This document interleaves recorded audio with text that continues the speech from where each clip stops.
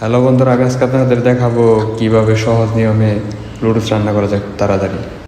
তো লুডুস রান্না করার জন্য আমরা নিয়েছি 5টি লুডুস।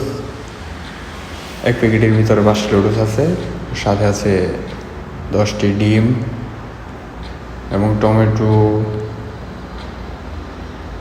কাঁচা মরিচ এবং পেঁয়াজ মরিচগুলো সুন্দরভাবে কুচি কুচি করে কেটে নিতে হবে। পেঁয়াজ মরিচ সুন্দরভাবে কুচি কুচি। তারপর আমরা লুডুসগুলো গরম পানির মধ্যে দিয়ে দিচ্ছি।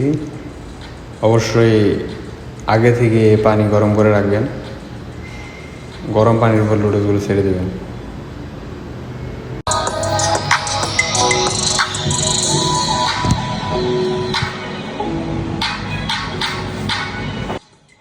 লুডুসগুলো ভালো মতো সিদ্ধ হওয়ার পর তারপর আমরা অবশিষ্ট পানিগুলো ফেলে দেব।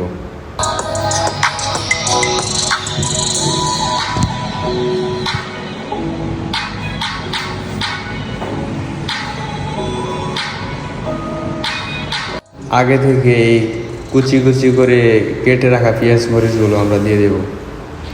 কমেন্ট করে জানাবেন কে কোথায় থেকে ভিডিওটি দেখছেন।